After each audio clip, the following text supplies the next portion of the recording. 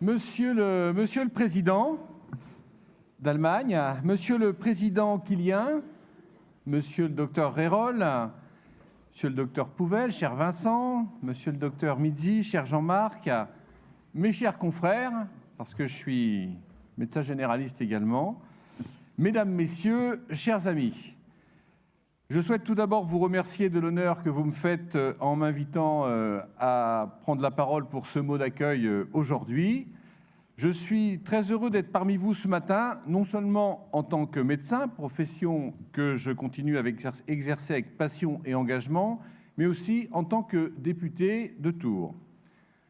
Je me réjouis du choix qui a été fait par l'Association régionale de l'Ouest des médecins experts en dommages corporels de tenir le 55e congrès de la Fédération française de ces médecins sur notre territoire.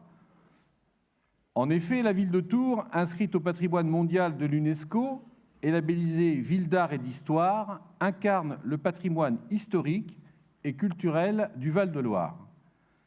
Sur les bords de la Loire et du Cher, les quartiers du Vieux-Tours sont riches d'un patrimoine unique, avec la cathédrale Saint-Martin, la basilique Saint-Martin également, cathédrale Saint-Gatien, excusez-moi, et la basilique Saint-Martin. Profondément historique, la ville a également embrassé la culture et l'art d'aujourd'hui, avec par exemple le centre de création contemporaine Olivier Debré. Je crois que vous avez d'ailleurs fait votre pot d'accueil hier dans ce merveilleux établissement, avec des œuvres exceptionnelles et un bâtiment d'une clarté tout aussi exceptionnelle. Tours, qui a vu naître Balzac il y a 220 ans, presque jour pour jour, est par ailleurs au cœur du développement économique et social de la région Centre-Val de Loire.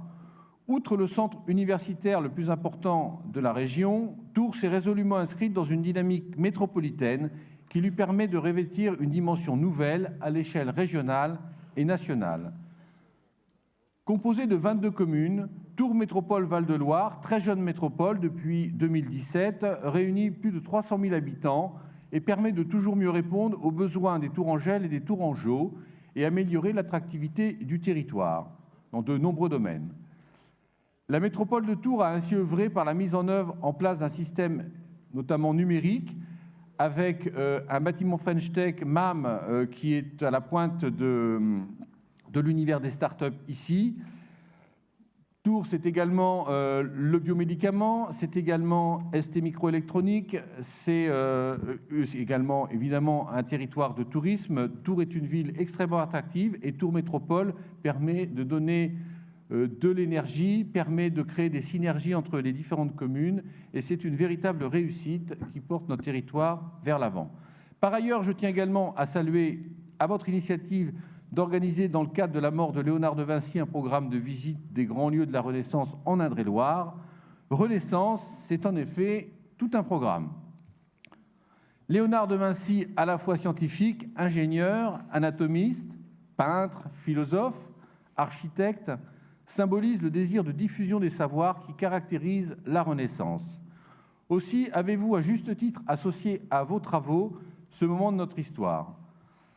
En effet, les médecins aujourd'hui présents, mais aussi les avocats, magistrats, assureurs, spécialistes en accidentologie, l'ensemble de votre communauté partagent l'importance de l'expertise et du savoir pour comprendre le monde. Par ailleurs, et 500 ans après sa mort, Léonard de Vinci témoigne toujours, de par son parcours personnel entre l'Italie et la France, la dimension profondément européenne de notre territoire. Au-delà de l'organisation, vous avez choisi pour ce 55e congrès de la Fédération française des médecins conseils experts de débattre des critères de Cordonnier et Muller et de débattre surtout de l'imputabilité. Ces critères, définis en 1925, revêtent une importance majeure au carrefour de la médecine et du droit. En effet, l'indemnisation d'un préjudice causé à autrui requiert une évaluation du dommage subi par la victime et notamment la présence d'un lien avec la faute commise. L'expertise médicale est alors indispensable pour constater ou non l'imputabilité des dommages subis. Et c'est pour répondre à cette exigence par l'utilisation d'une méthode d'analyse rigoureuse que Cordonnier et Muller ont, il y a presque un siècle, défini des critères qui sont toujours utilisés aujourd'hui.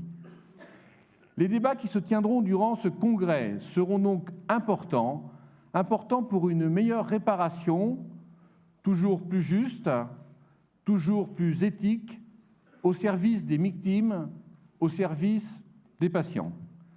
Je tiens donc à saluer votre contribution scientifique à notre architecture juridique. Je vous remercie d'avoir choisi notre ville et je vous souhaite un très fructueux et très agréable congrès à Tours, en Indre-et-Loire. Mesdames, Messieurs, bon congrès, je vous remercie.